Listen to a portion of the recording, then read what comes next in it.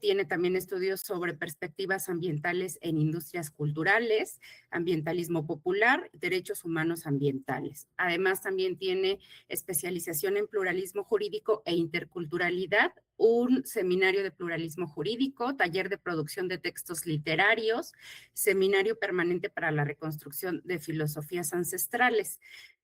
Por parte de su desarrollo en docencia y comunicación, es profesora de literatura, taller de poesía indígena latinoamericana actual. Además, también es comunicadora afroindígena, especializada en la recopilación y difusión de literaturas indígenas contemporáneas en medios y espacios culturales. Algunas de sus publicaciones en revistas literarias son en revistas académicas como Nerter, Poética, LAD, Apóstrofe, Extrañas Noches, Sputnik, Raíces, El Coloquio de los Perros, Sinocéfalo, entre otras. Tiene una columna permanente sobre literatura indígena en revistas de Clan Cutral y en medios alternativos. Antologías y compilaciones, tiene algunas como Migrations and Movements, Falasign, poema Habitación para una mujer, Mujeres originarias, y Melodías escritas, líneas sonoras.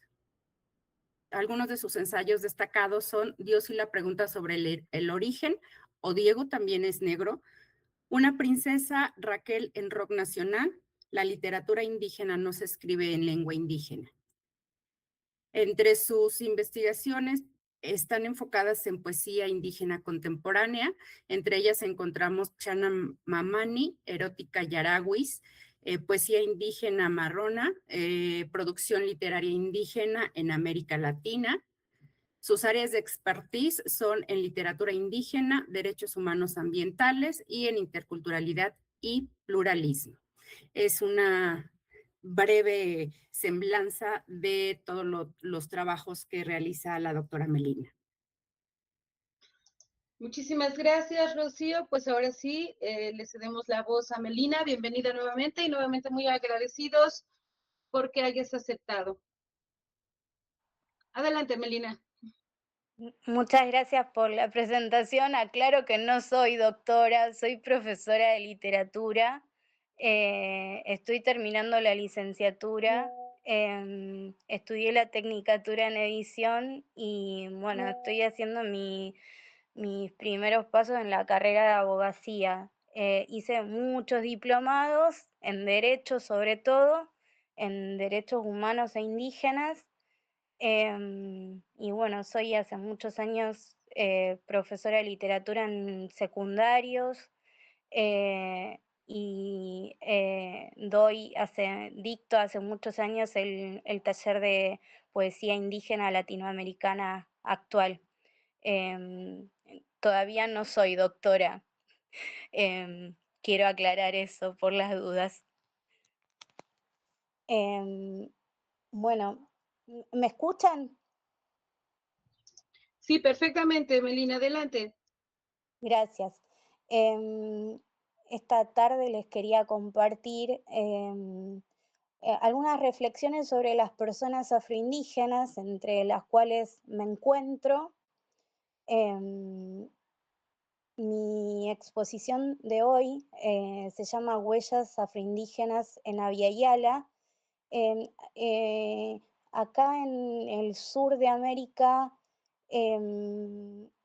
hablamos bastante en esos términos de lo que hoy se conoce como Latinoamérica, ¿no? Este nombre indígena de América, del pueblo cuna. Entonces, mi exposición de esta tarde, bueno, tiene que ver con buscar los rastros afroindígenas en América Latina y con el nombre que conocemos, que la conocemos los indígenas y afroindígenas, Abya Yala. Son aproximaciones al concepto y a la realidad afroindígena. Desde dos lugares, desde mi lugar como docente e investigadora independiente, pero sobre todo en primera persona, porque soy una persona afroindígena, como activista y como comunicadora afroindígena. Repito las gracias a la doctora Dalia Peña Islas y a la comunidad educativa de la Universidad Pedagógica de Hidalgo. Muchas gracias por escucharme y bueno, la presentación va a ser un poco hablada y un poco leída. Voy a partir de la frase: los afroindígenas somos hijos del cimarronaje, y en lo que sigue voy a intentar explicar por qué a mí me parece que somos hijos del cimarronaje. Intentaré en esta breve exposición dar cuenta de la anterior aseveración: los afroindígenas somos hijos del cimarronaje. Lo haré desde mi lugar de docente e investigadora independiente, pero además fundamentalmente como activista y comunicadora afroindígena que soy. Es decir, voy a sostener mi exposición en planteos desde la historia, la antropología y la filosofía, pero sobre todo desde la experiencia de la primera persona y desde lo que a veces se ha llamado observación participante. A ese respecto comprenderé tal observación ya no centrada en un recorte espacio-temporal escueto, sino en una línea de tiempo que va desde la conquista de nuestro continente, América, y la trata transatlántica, intentando pensar panorámicamente estos hechos tristemente fundacionales para tantas de nuestras identidades étnicas, sociales, económicas, otras, como las indígenas, las afrodescendientes, las actualmente llamadas marronas, las barriales, las campesinas, las cimarronas, las migrantes, las afroindígenas, desde el eje que comprende al continente mismo como entidad geopolíticamente estratégica. Es decir, pienso a nuestro continente como receptor, por un lado, de la conquista de América y por el otro, de la trata transatlántica. ¿Hasta ahí me escuchan? Sí, claro, adelante, adelante. Bueno, si podemos pasar a la próxima diapositiva, voy a hablar un poquito de los autores en los que me baso para pensar esta exposición. Creo que es la siguiente.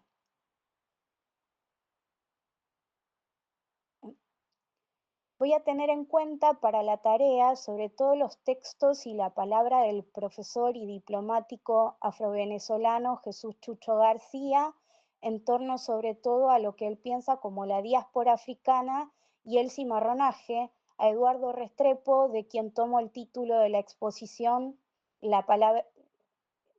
de quien tomo en el título de la exposición la palabra huellas como uno de los conceptos que propone para pensar precisamente las huellas de africanía en Abya Yala. En relación con esto último, es importante señalar que el término huellas aquí significa en dos sentidos. Por un lado, da cuenta de una marca de África en Abya Yala. Por otro, de una búsqueda de tal marca que hace el investigador, pero sobre todo aquella persona que porta esta identidad escindida cuando tiene que encontrar sus raíces en la historia general de su región y de América. ¿Por qué? Pues porque estas identidades escindidas son doblemente invisibilizadas. También haré alusión al trabajo del doctor Marco Javier Carrizo, historiador afroindígena argentino que falleció en la pandemia repentinamente y muy joven. Había impulsado él, entre otras cosas, los primeros encuentros afroindígenas en Córdoba y bregaba por la institución de un día de los afroindígenas y las palabras y conceptos de la activista afroindígena uruguaya Silvina Nieto. ¿Hasta ahí me escuchan? Sí, adelante, Melina, adelante. Bueno,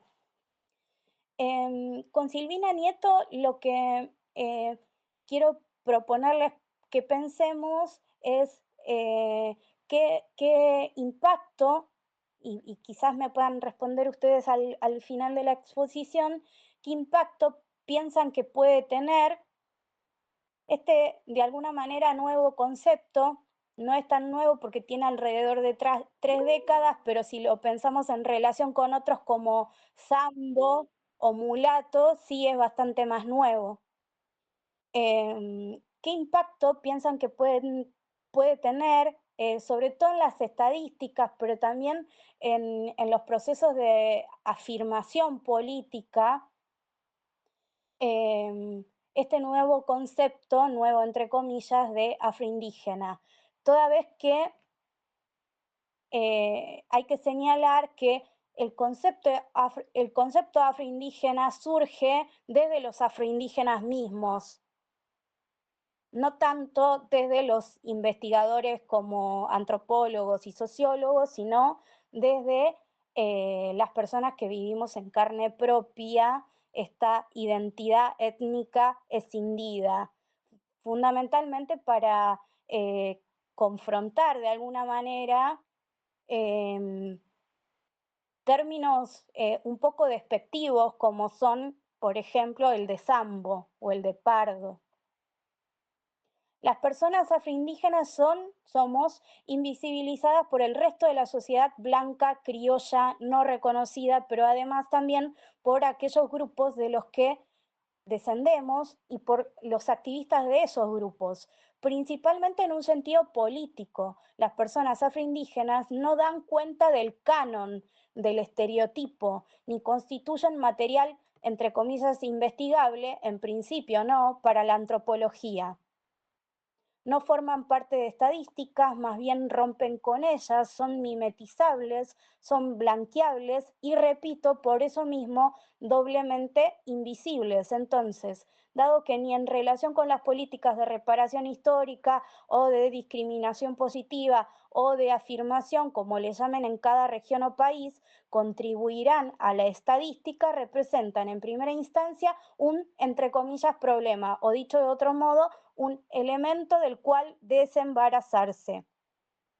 Aquí corresponde entonces la pregunta, y podemos pasar a la otra diapositiva, creo que son 2 o 3 más.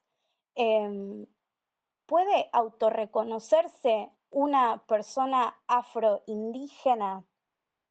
¿Para qué sirve ese autorreconocimiento? ¿Qué aporta a la construcción de identidad comunitaria? ¿No es un saldo negativo para la conformación de identidades étnico-políticas? Intentaré pensar aquí por qué existimos, resistimos, somos identidades diversas dentro de la diversidad, necesarias políticamente y naturalmente revolucionarias. Para todo esto voy a proponerles primero hacer un viaje en el tiempo hacia el nacimiento de las categorías cimarronaje, icumbé o palenque o quilombo. Luego haré referencia a la presencia afroindígena en distintas partes de Abya Yala, sobre todo en la provincia de Corrientes y en Argentina. Me voy a referir particularmente al caso argentino como paradigmático justamente porque se da, o precisamente porque se da en lo que muchos llaman, entre comillas, el país más blanco de Latinoamérica, que en realidad no es así. Y para ello voy a mencionar algunos datos de sobre la figura de Diego Armando Maradona, el concepto de cabecita negra y la propuesta teórica de Marisa Pinó en relación con las comunidades rurales del noroeste de Argentina y el corrimiento de la frontera agraria.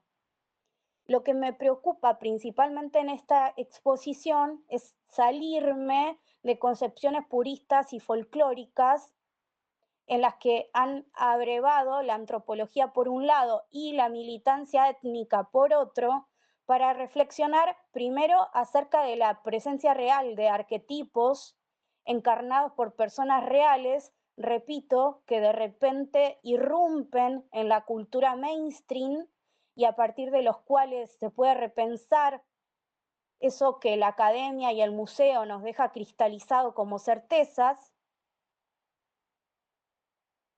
¿Y por qué? Porque me resulta imprescindible comprender que los afroindígenas, somos antes que nada sujetos de derecho, en términos de Agamben, más personas humanas, con decisión y determinación, a pesar de los grilletes otrora reales, hoy más bien socioeconómicos, que son capaces de romper efectivamente con determinismos biologicistas, religiosos, políticos y endogámicos. Estos últimos me preocupan más que cualquiera. ¿Hasta ahí me escuchan?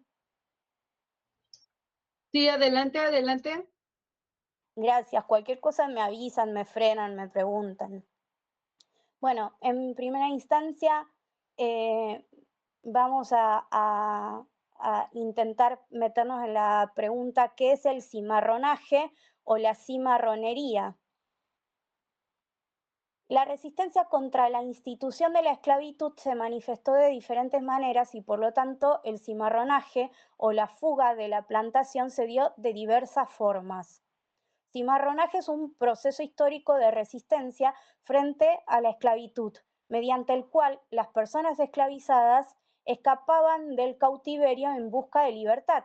Los fugitivos, conocidos como cimarrones, se ocultaban en zonas de difícil acceso y formaban comunidades autónomas y rebeldes. Aquí ingresan en la historia las comunidades y pueblos indígenas, dado que esas zonas de difícil acceso a donde iban los sujetos esclavizados eran casi siempre comunidades o parajes indígenas rurales en medio de las veredas, montes, selvas de toda América. El origen del término cimarronaje. Originalmente la palabra cimarrón se aplicaba al ganado doméstico que huía hacia las montañas y se volvía salvaje. Durante la colonización de América el término se adaptó para referirse a los africanos y afrodescendientes que escapaban de las plantaciones y minas para no ser esclavizados, para sobrevivir y defender su autonomía. Los cimarrones se organizaban en asentamientos ocultos estratégicamente. Dependiendo de la región, estos lugares recibieron distintos nombres: cumbes, palenques, quilombos, mocambos. El momento iniciático de tal proceso histórico rebelde se da en la ceremonia de Huacaimán, que va a ser propiamente la antesala de la Revolución de Haití. Dicha ceremonia, como su nombre lo indica, es un momento espiritual, pero también político, y se da en un espacio particular, el monte. Así es que desde el primer momento hablamos de sincretismo y de hibridación como elementos necesarios y fundamentales para la lucha política de los pueblos oprimidos de Latinoamérica y del Caribe.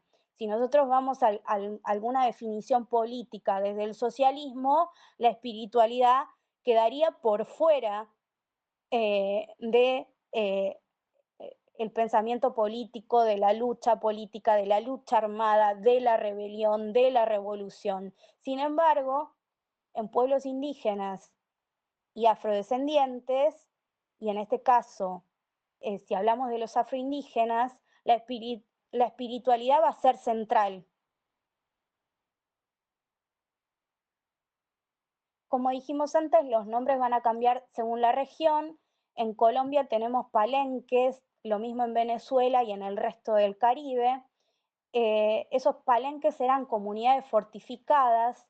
Allí también se habla de cumbes, quizás varía a veces la denominación entre palenque y cumbe, pero no me voy a meter ahí en este momento. Los quilombos son más famosos en Brasil, y el más famoso es el quilombo de Palmares. Mocambos también es una denominación alternativa en ese mismo territorio. Hablamos de quilombos también, obviamente, en Argentina, Paraguay.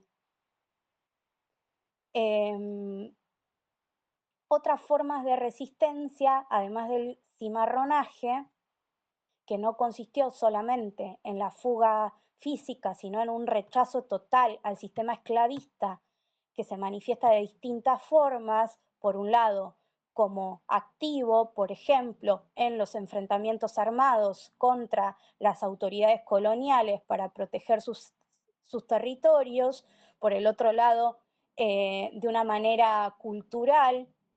Si buscan el concepto cimarronaje cultural, van a encontrar un montón de material al respecto. Y en este caso, de lo que vamos a hablar ya no es de enfrentamientos armados, sino, por ejemplo, de la preservación y el sincretismo de la lengua, tradiciones, ritos espirituales y formas de organización social traídas de África.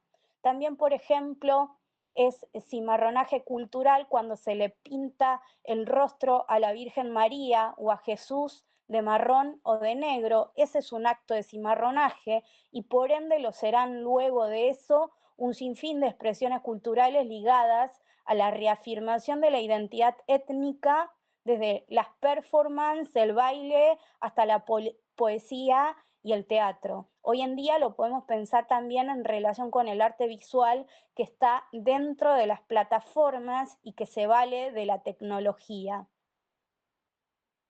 El autosabotaje podríamos decir que es previo al cimarronaje y consiste en acciones diarias.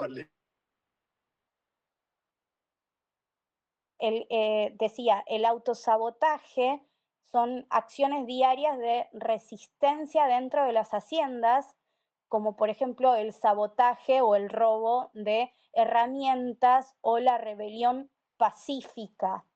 Esa es otra forma de resistencia a las autoridades coloniales.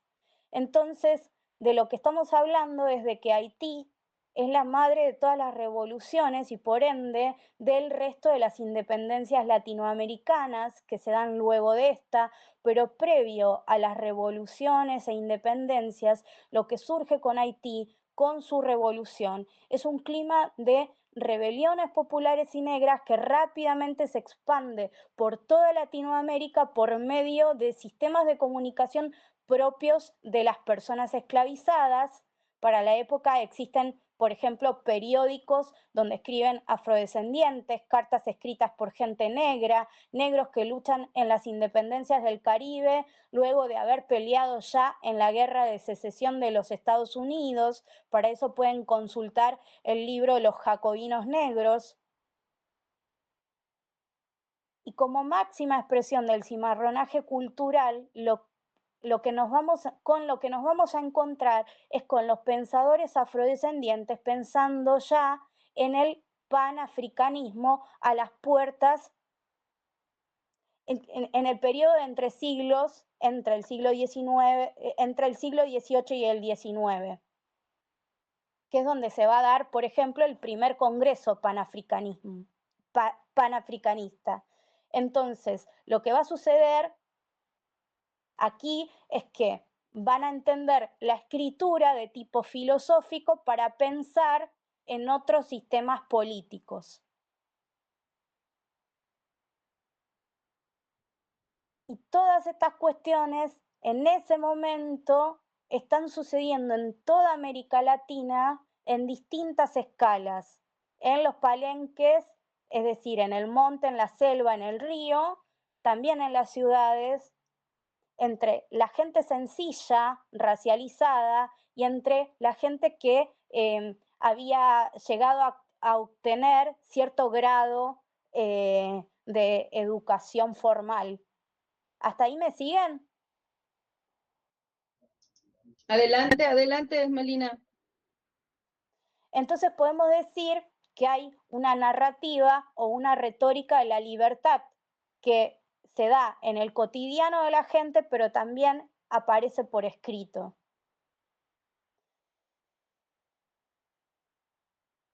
Un solo elemento más sobre la revolución de Haití, pero habría muchos para mencionar, es el artículo 14 de la Constitución de Haití, que erradica las distinciones raciales.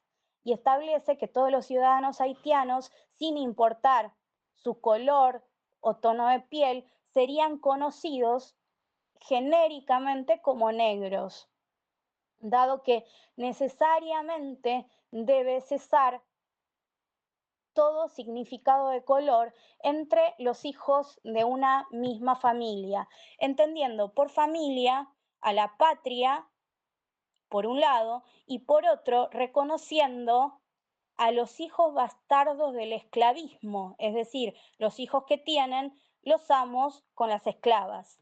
Entonces, los haitianos serán conocidos de ahora en adelante con la denominación genérica de negros, es decir, esta palabra tiene al interior de la República de Haití un significado totalmente distinto del que tiene en el resto del continente. Bueno, eso en líneas generales y sobre el momento en donde se encuentran, digamos, los resultados de la conquista de América con los de la trata transatlántica. Ahora me quería referir a las huellas afro-guaraníes en la provincia de Corrientes. Yo soy afro-guaraní. La provincia de Corrientes es la provincia de donde viene mi familia, más allá de que yo haya nacido en Buenos Aires y de que haya vivido toda mi vida acá. Somos muchísimos los hijos de los migrantes, no solo de países limítrofes, sino del interior de Argentina, que se han venido a establecer a los barrios pobres de la provincia de Buenos Aires, de la capital del país, en busca de trabajo. Y también en el momento histórico del siglo XX, donde merman las economías regionales, rurales, y lo que sucede es que los campesinos empiezan a buscar trabajo fabril o en las ciudades. Me interesa el caso de Corrientes para pensar otros casos en otras provincias de Argentina, pero también en otras regiones del resto de Latinoamérica. ¿Me escuchan? Sí, Melina, adelante. Genial. Bueno, la provincia de Corrientes queda en el litoral selvático de Argentina, y es territorio guaraní, territorio del pueblo guaraní, que ahora está lamentablemente asediado por fundamentalmente multinacionales extranjeras, y sobre todo de la bandera esa que ha hecho muchos estragos, bueno, que ha cometido un genocidio, que sigue cometiendo un genocidio en Palestina. Se encuentra asediado actualmente ese territorio del pueblo guaraní porque es una de las mayores reservas de agua dulce del sur del continente.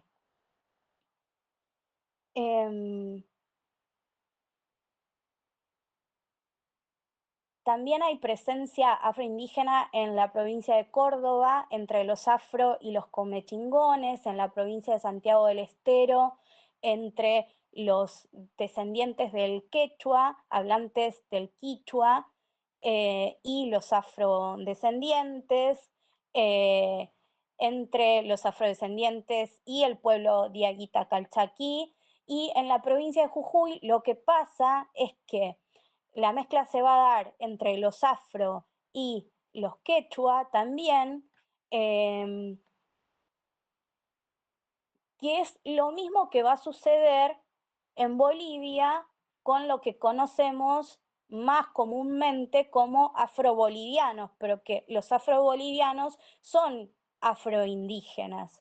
Si ustedes ven sus vestimentas, perdón que no llegué a poner las fotos, lo que se van a encontrar son rostros negros con vestimenta indígena andina entre los afrobolivianos.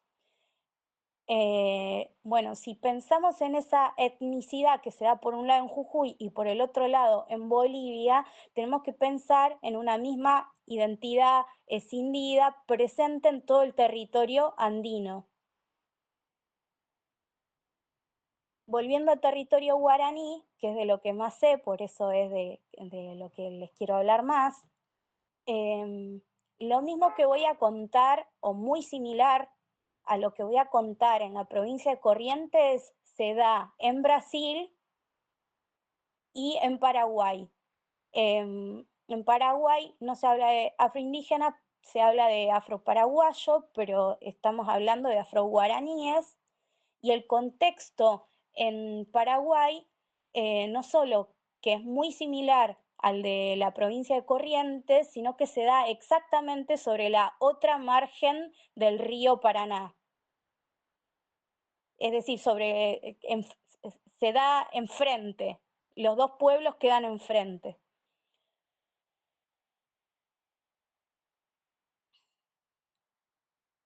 Estoy leyendo para saltear algunas cosas. El primer encuentro con el primer registro sobre la presencia afroindígena en la provincia de Corrientes y en todo el país que encontré fue el libro de Norberto Pablo Sirio, que se llama Antología de la Literatura Oral y Escrita Afroargentina.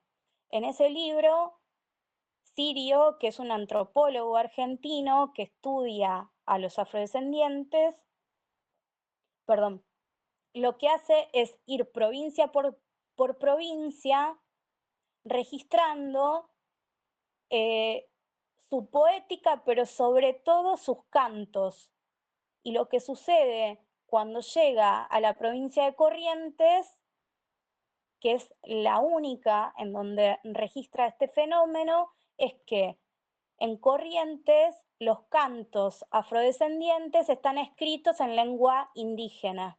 ¿Se entiende? ¿Me siguen hasta ahí? Adelante, sí. El antropólogo sirio no habla ni hace una reflexión particular sobre este uso de la lengua guaraní que hacen los afrodescendientes de la provincia de Corrientes, pero es muy significativo que de hecho sea la única provincia del país en donde haya registro escrito de una poesía afrodescendiente en lengua indígena. Más allá de que no se verbalice, entonces, esto como la presencia afroindígena lo están diciendo las palabras mismas, ¿no? Los cantos mismos, la expresión de la poesía misma.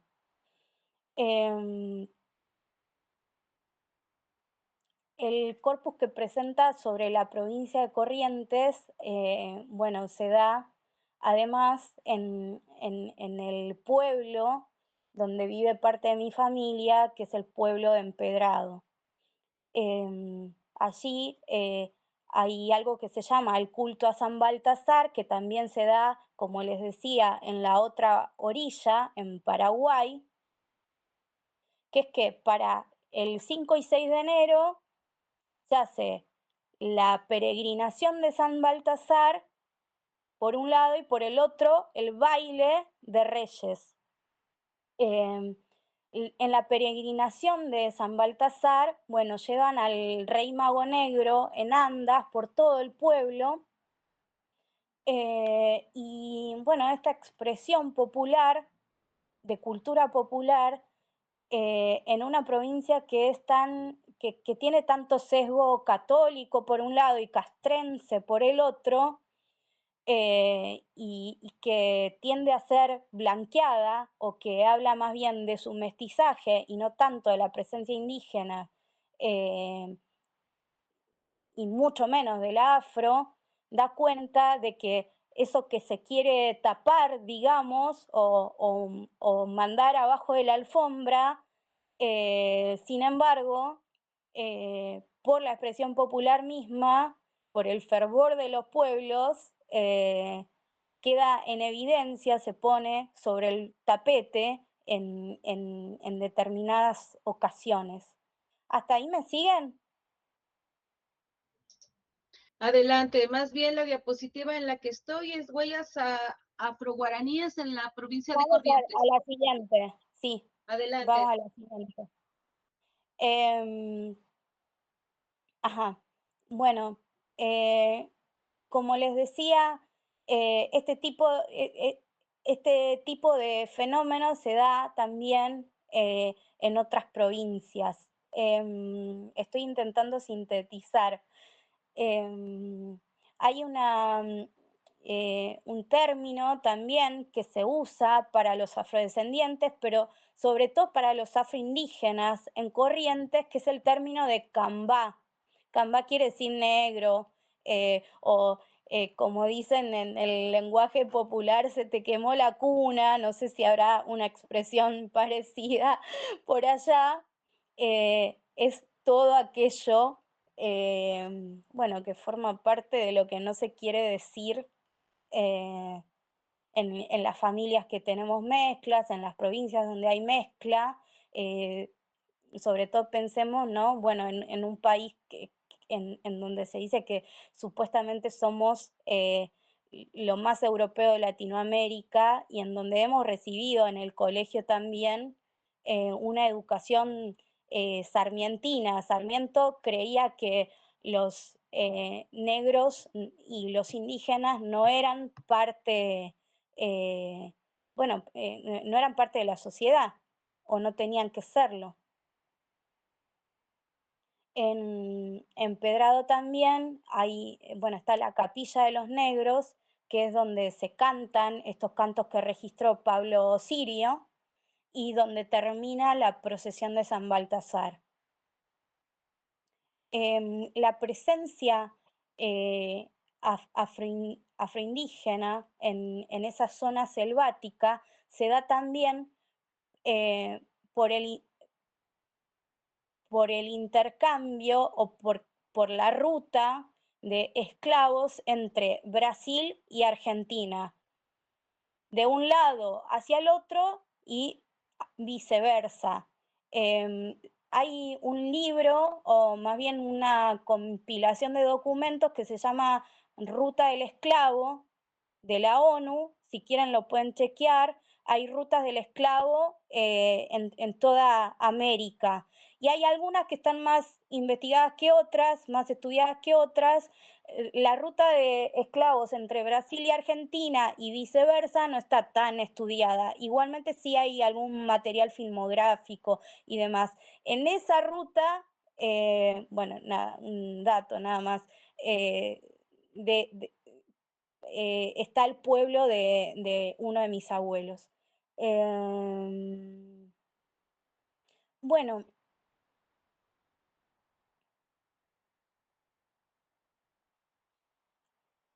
esta presencia afroindígena también se da en Honduras, Belice, Nicaragua, con el nombre de garífunas.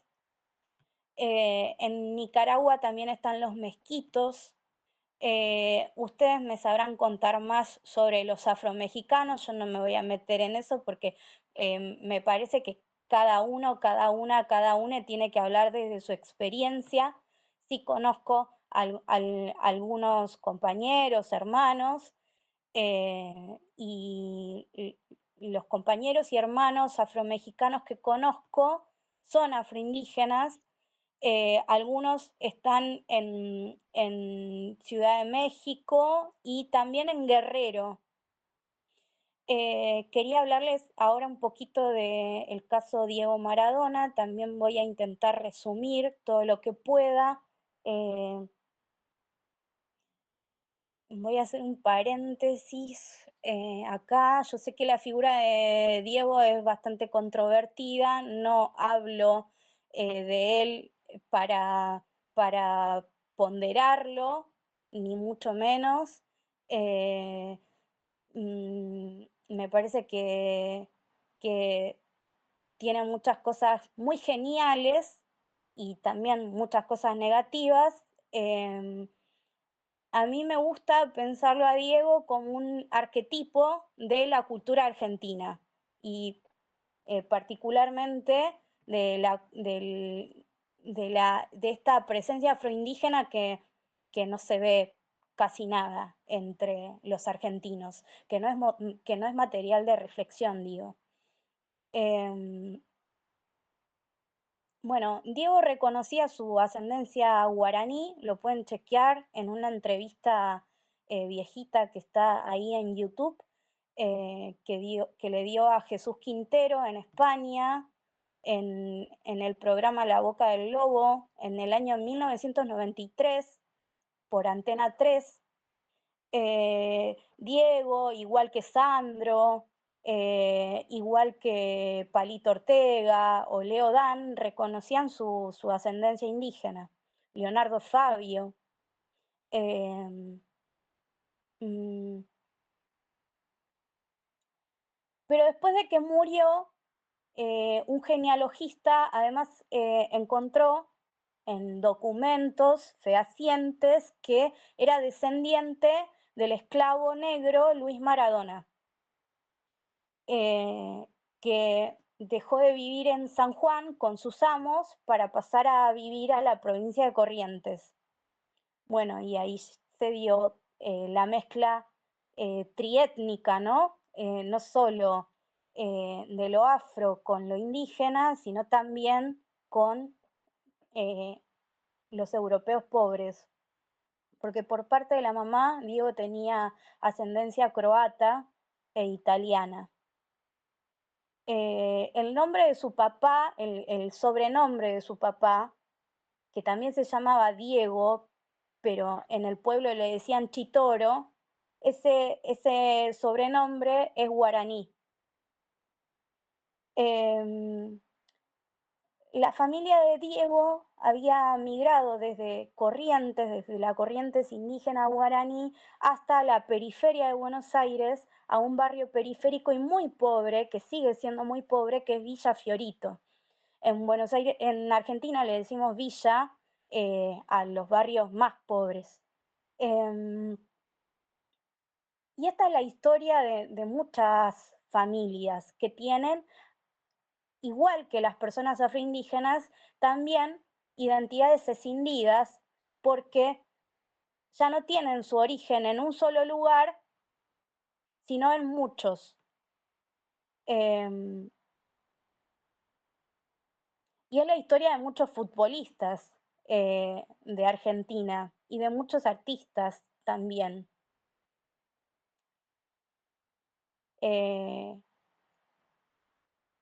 Frente a lo que dicen algunos, que en Argentina no hay futbolistas negros, lo que sucede es que la mayoría de nuestros futbolistas han sido afroindígenas, marrones.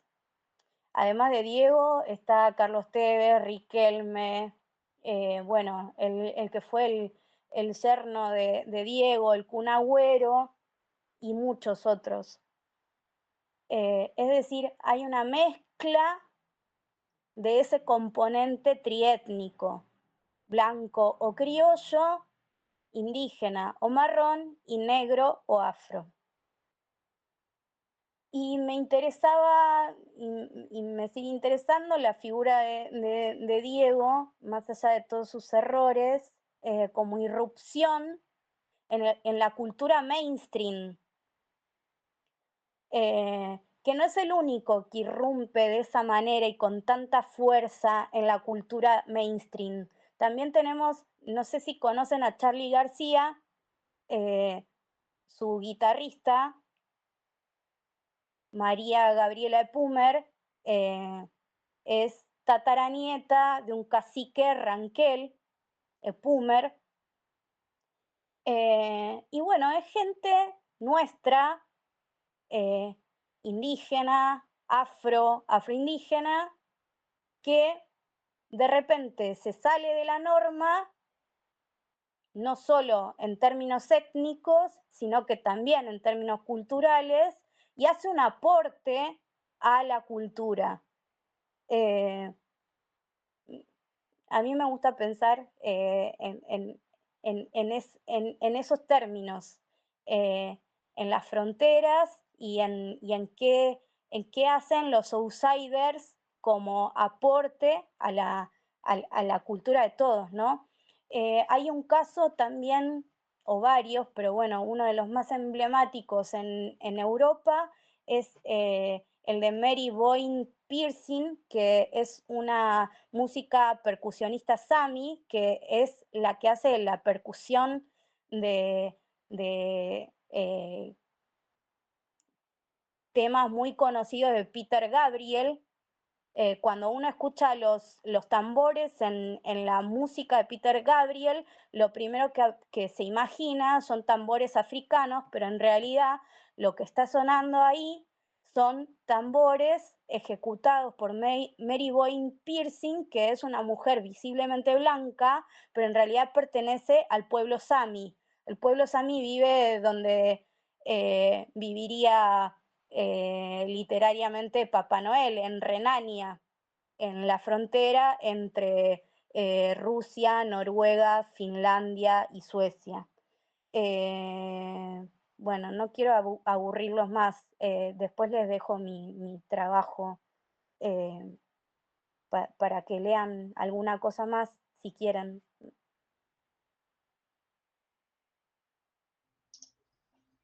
Melina, muchísimas gracias. Mira, pues nos haces reflexionar. Fíjate que en México esta categoría de afromexicanidad, ¿no? Pues no era reconocida. Fue en los últimos censos en la que se considera ya, ¿no? A esta población y pues se tienen los datos ya de 2.4% más o menos de población en México que se reconoce como afromexicana. Y pues me parece que esta categoría de afroindígena es sumamente interesante, poco explorada por acá, y me parece que son vetas de investigación y de reflexión muy, muy interesantes. Te agradecemos todo esto que nos estás compartiendo. Yo esto de Diego no lo sabía, ¿no? Y qué fantástico que nos compartas algo de una figura mundial como él y que se haya autorreconocido, ¿no? Como guaraní, más allá de todo esto que mencionabas. Agradecerte y bueno, abrimos el espacio para las preguntas, las reflexiones. Adelante, si gustan levantar la manita, quien tenga alguna pregunta para Melina, alguna reflexión. También agradecerles que nos compartan aquí por el chat de donde nos acompañan. Aquí ya hay comentarios. Patricio, ¿quieres tomar el micrófono? Adelante.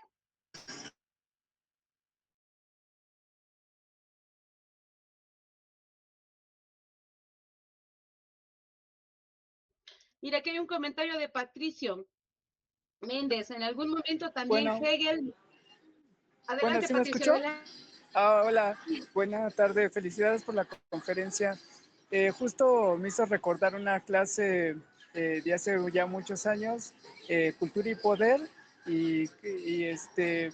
era bien interesante cómo en esos textos para ver cómo se estaba dando como este periodo de supuestamente pensadores eurocentristas, ¿no?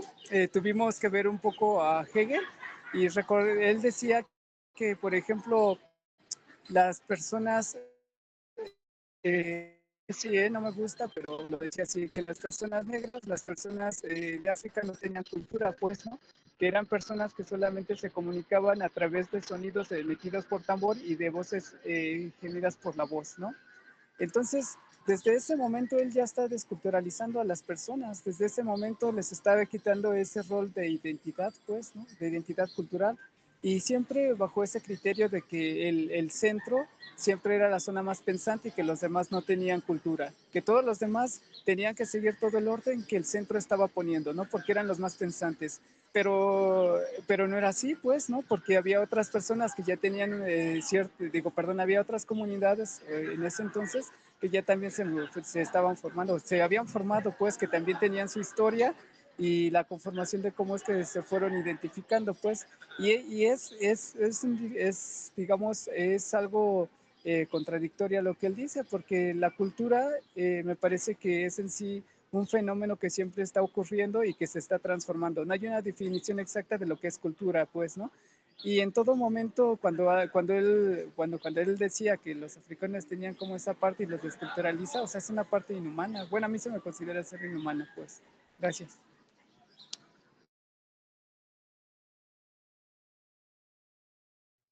Adelante, Melina, ¿quieres comentar algo?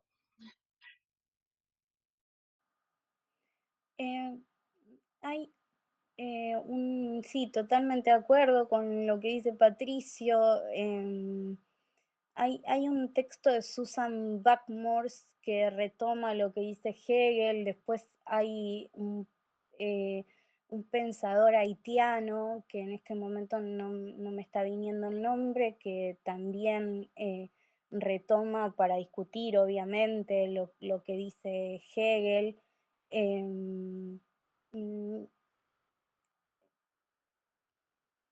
Esas dinámicas lamentablemente siguen vigentes, quizás más vigentes que nunca, a escala macropolítica. Quizás si hubiéramos hablado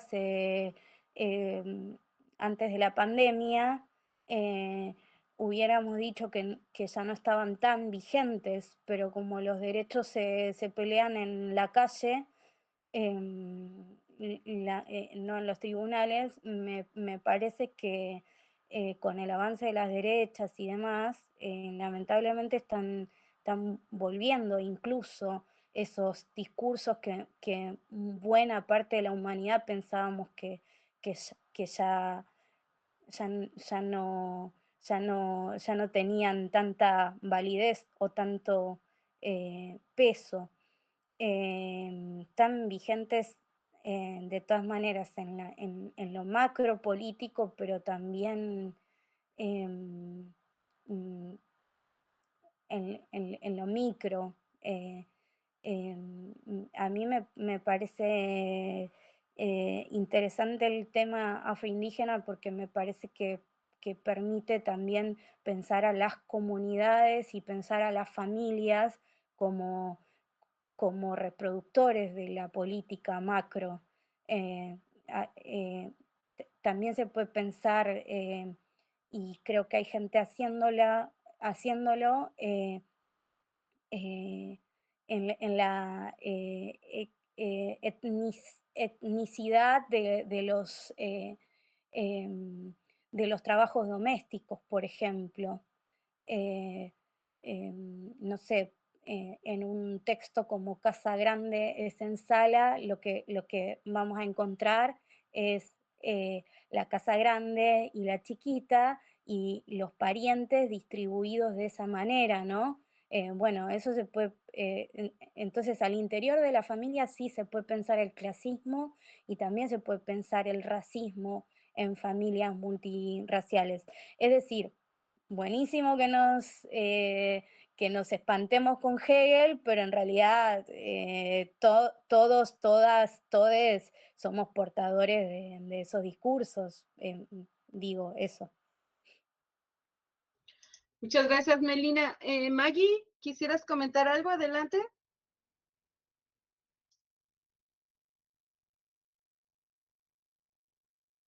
¿Nada? Maggie.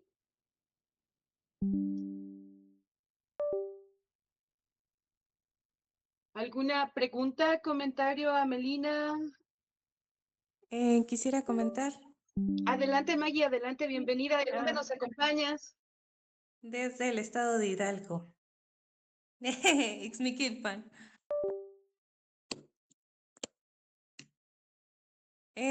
Quisiera agradecer, pues, primeramente a la licenciada Melina, maestra, pues el gran aporte que da, porque, pues, como mencionaba acá el compañero, también es de estos personajes importantes que conocemos. Y bueno, desde mi punto de vista es que, pues sí, existe a veces este desconocimiento tal vez.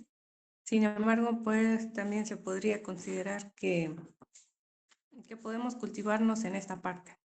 Así que muchísimas gracias. Muchas gracias. Adelante, ¿alguien más? Mira, aquí ya se Doctora, encuentra. Adelante, adelante. Ángeles tenía la mano levantada. Muchas gracias. Adelante, Ángeles, adelante.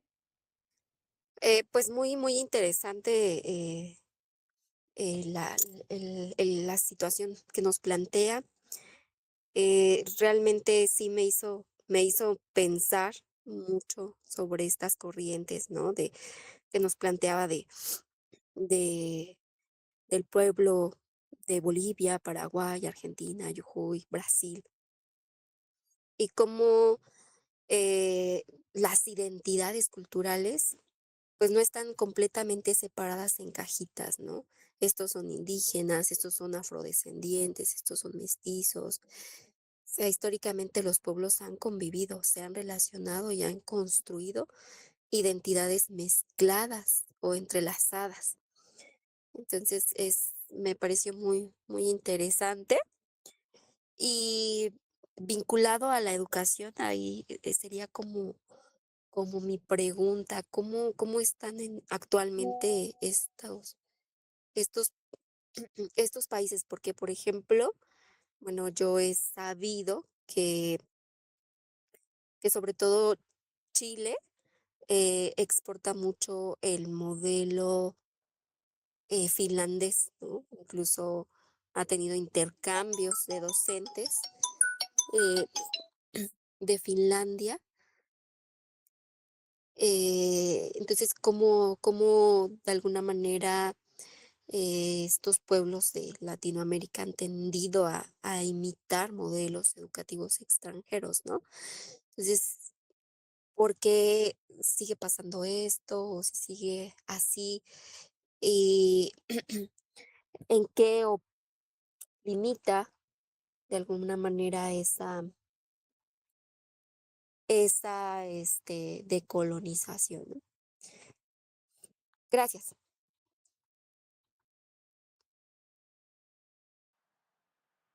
Eh, sí, sigue pasando y va a seguir pasando porque tenemos gobiernos de derecha.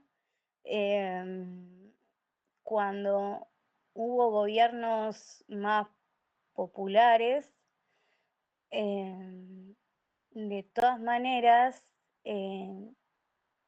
mm, siempre primó la voz blanca por sobre la indígena y la afro. Incluso cuando nos agregan a la currícula, digamos, lo hacen como efemérides. La palabra de los docentes indígenas y afro y afroindígenas no se tiene en cuenta. Nosotros no somos considerados intelectuales, ni siquiera en el sindicato, o mucho menos en el sindicato. Somos perseguidos por nuestros directivos, por nuestros compañeros. Quizás después, meses después, años después de que nos escuchan, repiten lo que decimos, porque eh, eh, el discurso intercultural es muy atractivo y vende mucho, pero llevarlo a la práctica no es tan atractivo porque requiere que efectivamente mucha, buena parte de la población excluida comience a hacerse de herramientas educativas. Sí, el modelo de Chile es un modelo educativo súper privatizador, cosa que en Argentina no pasa tanto, pero en Argentina sí hay un discurso fuertemente etnocéntrico y bueno, ojalá que gane otro presidente. De todas maneras, eso no va a ser el cambio por sí solo, porque la izquierda argentina también es muy blanca. Y cuando los compañeros y las compañeras no son blancos, igual tienen un discurso blanqueado. Por muchos años, décadas, así como nos decían a las mujeres en su momento que el feminismo no era importante o no era importante militarlo, que había que activar en cuestiones sociales de otro tipo, por muchos años, y nos siguen diciendo a los activistas indígenas, afroindígenas, marrones, como le dice acá el peronismo, nos han dicho que militar la cuestión étnica no era importante y que tampoco era un factor económico. Buena parte del proletariado argentino es afroindígena. Es como Diego, va. Por eso es que lo han querido tanto a Diego en Argentina. Quizás gente de mi edad se sienta más incluso identificada con él que con Messi, porque era parecido a buen porcentaje del pueblo argentino, aunque ahora se diga, ahora o siempre, no sé, se diga que los argentinos son blancos. Incluso en los programas de educación intercultural lo que hay también es segregación, cosa que no hemos tenido en términos políticos como país. No ha habido, al menos no tanta segregación como en Estados Unidos, por ejemplo.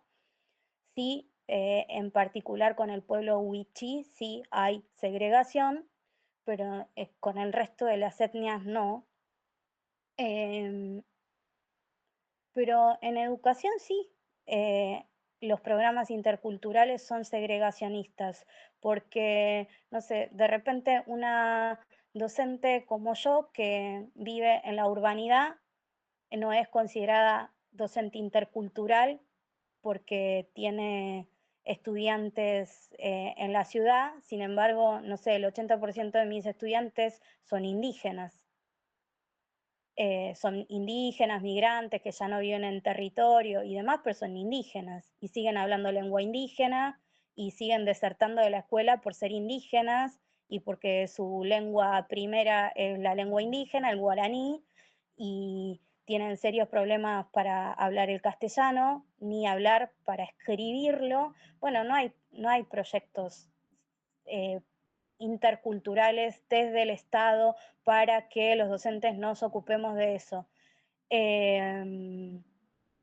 Pero creo que en Argentina, como en México, como en Colombia, como en Chile, como en Bolivia, digo, por lo que voy conociendo de los distintos compañeros docentes y hermanos activistas con los que hablo a lo largo de los años, siempre que hay proyectos interculturales o indígenas o con perspectiva intercultural, siempre los primeros que lo presentamos somos los docentes que tenemos la experiencia de ser indígena o afroindígena.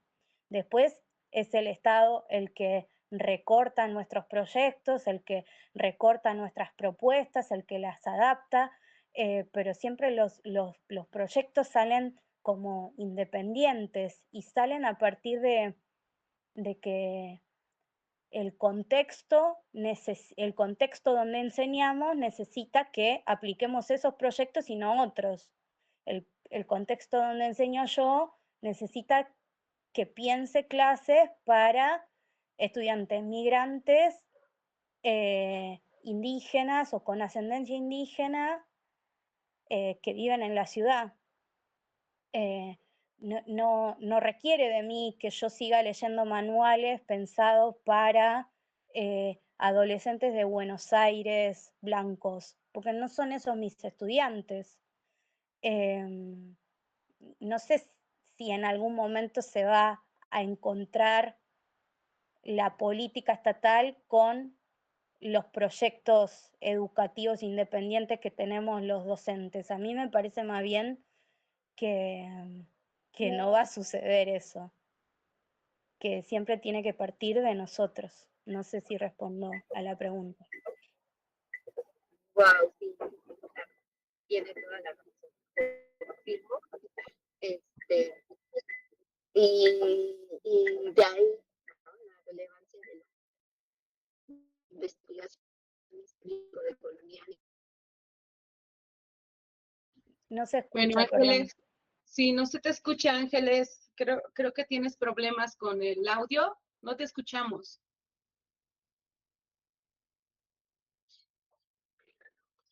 ¿Ya me escuchas? Adelante. Ah, ok, no, pues sí, claro, responde perfectamente mi pregunta. Gracias, en donde el Estado pues, no coincide con las expectativas docentes. Pues sí, es una realidad. Muchas gracias. Bueno, por ahí tiene problemas con su internet, pero bueno, abrimos el espacio para alguna otra pregunta, algún otro comentario. Sí, yo. Adelante, Bueno, ya tenía Patricio. la mano. Sí, yo tengo otra pregunta. ¿Y qué pasa hoy con este nuevo pensar, bueno, por decirlo así, ya moderno, donde ahora, digamos, se aplica un poco, decía Franz Fanon, ¿no? Es Patricia, no, pensamiento, perdón, ¿sí se me escucha? un poco ¿Me cortado, a escucho? ver, habla. Adelante, adelante. ¿Ya mejor? Sí, adelante. Sí, mencionaba con este criterio de Franz Fanon, pues, ¿no? Ese pensamiento, ese pensamiento de piel morena con ambiciones blancas, pues, ¿no? Y pensaba en esto de que ahora también se da más de la misma comunidad, elimina a sus compañeros, pues, por así decirlo.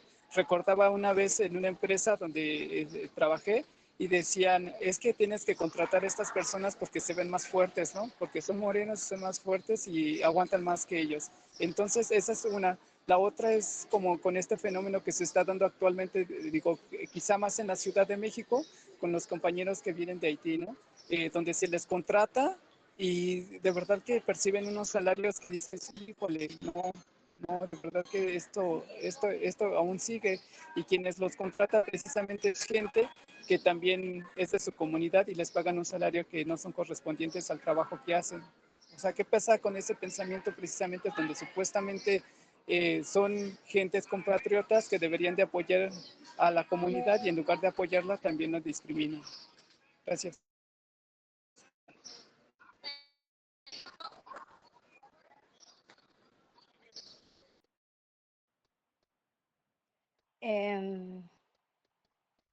Me parece que eso pasó siempre, pasa en todo, no sé, igualmente esto de los ciudadanos haitianos trabajando en México, no conozco esa realidad, pero sí acá en Buenos Aires y en otras partes del país como Rosario, como el sur de Argentina, pasa eso mismo con los trabajadores de otra etnia, pero también entre paisanos, decimos acá, entre los mismos paisanos bolivianos, por ejemplo, el que vino antes trae después a otros y lo explota. Eso sucede. en las familias correntinas también sucede, entre los hermanos paraguayos también sucede. Digo, no sé si es tan fenómeno actual eh, ni particular de ninguna zona, sino más bien expresiones de las mismas prácticas sociales, económicas, que pasan alrededor del mundo. Me parece que más bien tiene que ver con eso. Y yo no pensaría ningún pueblo ni ninguna nacionalidad como privativa de, de estas prácticas culturales negativas, tampoco ninguna ideología por fuera de esto. De hecho, no sé, hay como cosas de las que a mí me cuesta hablar profundamente. Una de ellas es, bueno, a ver, eh, las violaciones intrafamiliares que se dan en muchísimas, en muchísimos pueblos, no solo indígenas, digo, en muchísimos pueblos, y eso se da al interior de. eh, entonces, intentaría romper con esos moldes predeterminados también que tienen base judeocristiana, ¿no? Que nos hacen pensar la familia como lo bueno, el interior de como lo bueno, el pueblo al que pertenecemos como lo bueno, las nacionalidades como intocables. No sé, son como fenómenos más de carácter universal y atemporal. Ok, Entonces, adelante, perdón, Patricia. Adelante. entonces se puede decir que todas las personas de cierta forma somos subalternas. O sea, en todo momento unos a otros nos estamos subalternizando, ya sea en la casa, ya sea cuando estemos con compañeros, ¿no? Porque siempre vemos a un otro como diferente a nosotros o con menor posibilidad. No creo eso, para nada, no todos somos subalternos. Igualmente lo que digas yo no sé si tiene mucho valor. Son solamente, o sea, qué sé yo, simplemente estoy respondiendo desde lo que a mí me parece como activista, pero desde una perspectiva de activista afro e indígena, teniendo en cuenta, no sé, qué sé yo, a pensadores como Franz Fanon o como Angela Davis o, no sé, como Aura Cumes, no todas las personas son subalternas, para nada. No es lo mismo ni en una sociedad latinoamericana, ni mucho menos en una sociedad europea, ser blanco que indio que negro. Y no es lo mismo ser mujer, y no es lo mismo ser mujer blanca que india que negra. Y no son lo mismo, por decir algunos nombres, Javier Milei, Donald Trump y Netanyahu que cualquier otro. No, para nada. No todas las personas somos subalternas. Algunas sí lo somos. Digo, para eso es importante la teoría, porque si no todo es igual a todo, no. Creo que no todas las personas somos subalternas. Gracias.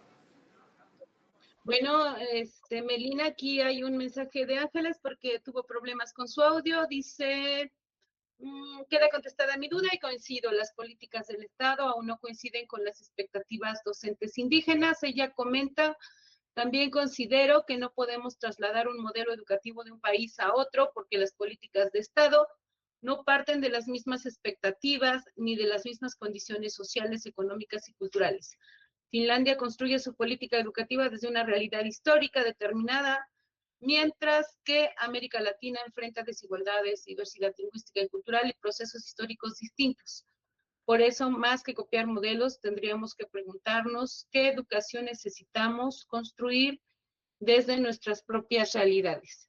Es lo que comenta Ángeles. Y bueno, pues ya un poco para ir cerrando, Melina, me gustaría preguntarte, ¿cómo es ser ahora afroindígena? ¿Cómo se vive esto con este gobierno que tienen? ¿Qué está pasando con las comunidades?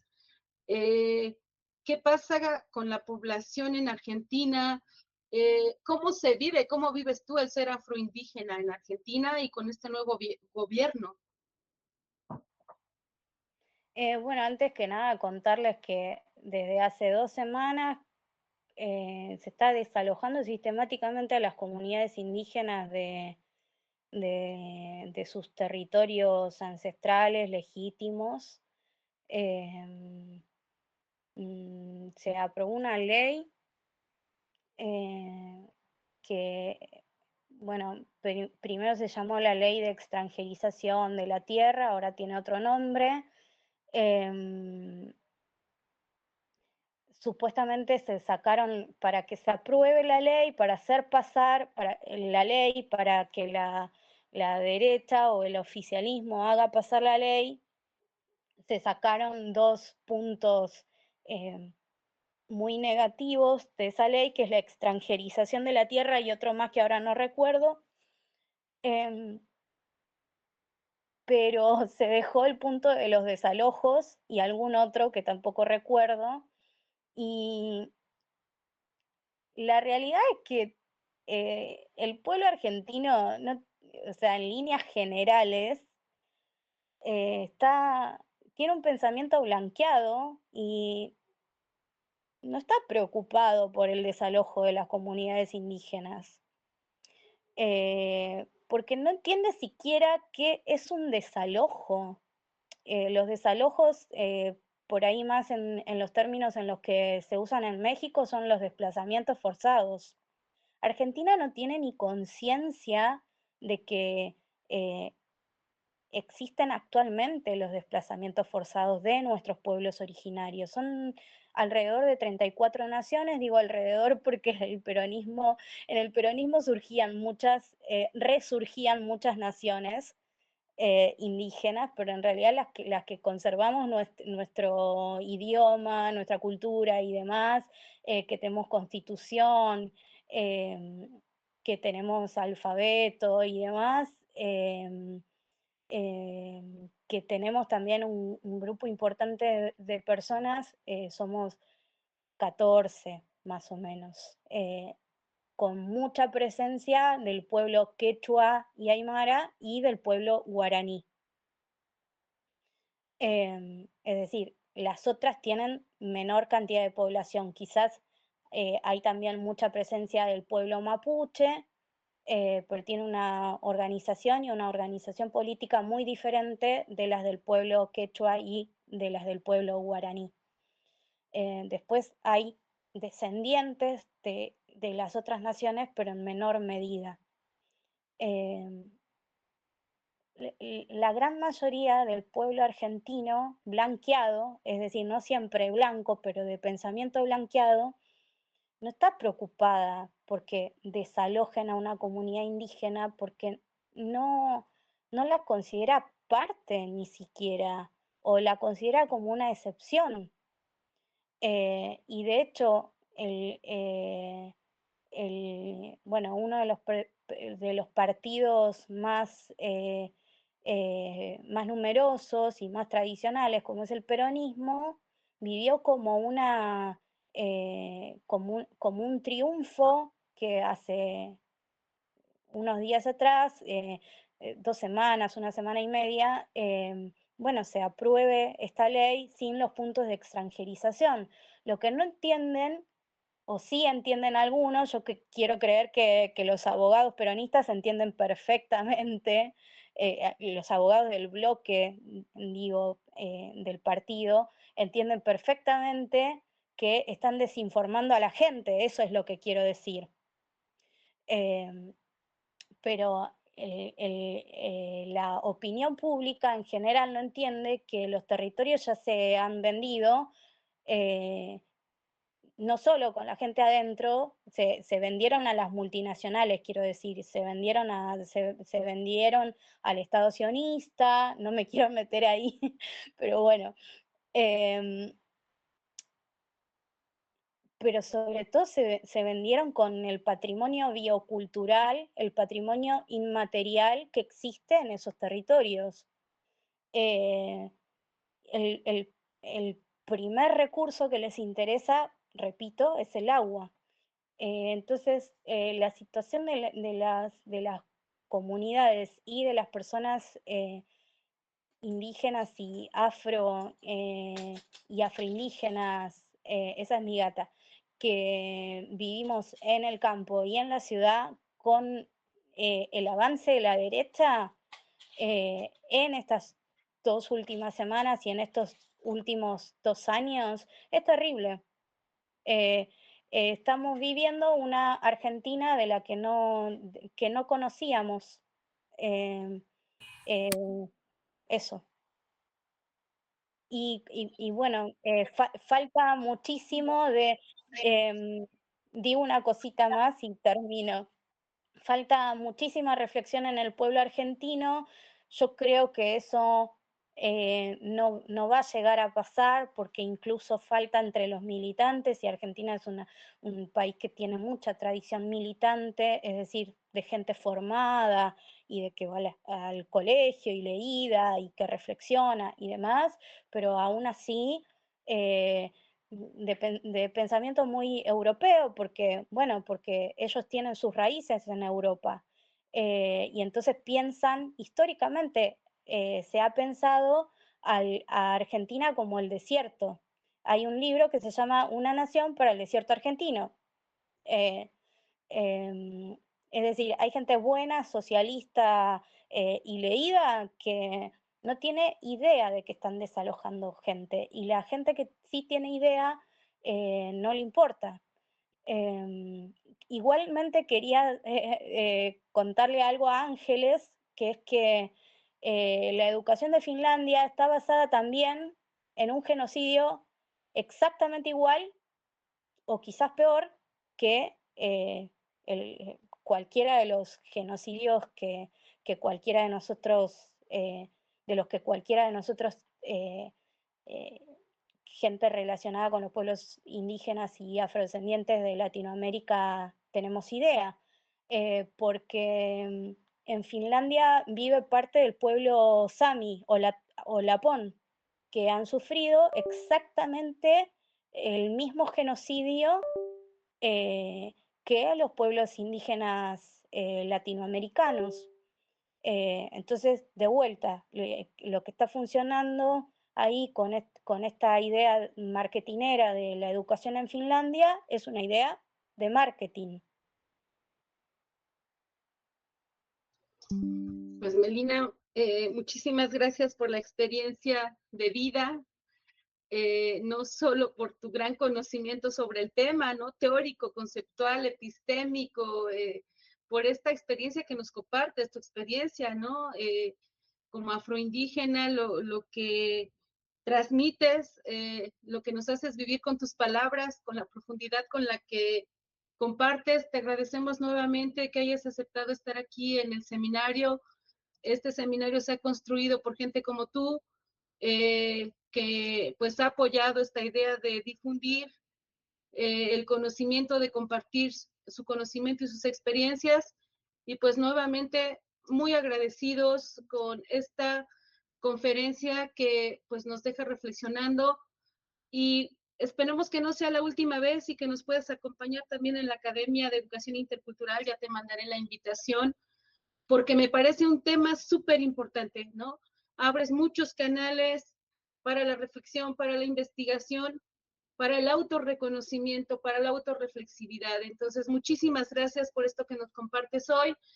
La Universidad Pedagógica Nacional es tu casa y bueno, qué bueno que tenemos estas tecnologías para acercarnos un poquito más, ¿no? Y bueno, aunque nos encontramos a grandes distancias de Argentina, pues te mandamos un abrazo muy, muy grande hasta allá y nos unimos a esto que están pasando, ¿no? Este sentir que nos compartes de las comunidades y lo que está sucediendo con este gobierno allá en Argentina. Y bueno, simbólicamente te hacemos entrega de una constancia que a la letra dice: Universidad Pedagógica Nacional, Unidad 131 Hidalgo, sede General Pachuca, otorga la presente constancia a Melina Sánchez por impartir la ponencia Huellas Afroindígenas en Naivla Yala en el marco del Seminario Internacional Educación Intercultural y Producción de Conocimiento de los Pueblos Indígenas y Afrodescendientes, realizado en esta Casa de Estudios, 13 de agosto 2026, atentamente, Educar para Transformar, firma la doctora Marisol Guite Vargas, directora general de la Universidad Pedagógica Nacional. Pues ha sido un gusto escucharte, tenerte acá. Y bueno, le voy a ceder la voz a Rocío, que fue quien te presentó y quien fue nuestra invitada especial el día de hoy, pues para que te dé unas palabras de despedida. Y después de esto, pues te cedemos a ti el micrófono también para que nos des unas palabras de despedida e invitarles antes de esto a que el próximo 27 de agosto nos acompañen, porque tenemos un tema muy similar al de hoy. Se titula Prácticas Afrodescendientes en el Caribe como política de cuidado, epistemologías de la resistencia y el cimarronaje contemporáneo, con Jonathan de Olio Ramos de la Universidad Francisco de Miranda, Venezuela. Es la segunda ocasión que nos acompaña Jonathan de Olio Ramos igual. Y bueno, Melina, ojalá y te interese y nos acompañes por acá. Adelante, Rocío. Maestra, le agradezco mucho sus conocimientos que nos hace favor de compartirnos el día de hoy. Ya había revisado un poco su bibliografía, sus materiales que me hizo favor de compartirme por WhatsApp. Sin duda me deja con muchas dudas que ya noté aquí para investigar, para ahondar más en estos temas tan interesantes que nos comparte. Y pues de verdad, de antemano, le agradezco mucho que se haya tomado el tiempo para compartirnos sus conocimientos. Y espero que no sea la última vez que nos encontremos en estos eventos. Gracias. Pues Melina, te cedemos el micrófono para despedir al público que hoy nos acompaña y nuevamente muchas gracias. Gracias a ustedes por escucharme, a la doctora Dalia también por sumarse la vez que hice alguna convocatoria para una antología que si se puede hacer circular entre los asistentes al seminario también sería interesante, de mujeres indígenas, marronas, afroindígenas, africanas.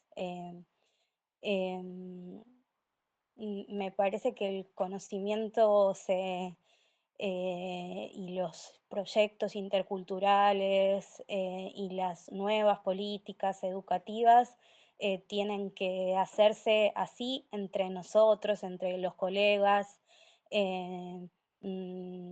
No, no espero que sea desde el Estado hacia nosotros, sino desde nosotros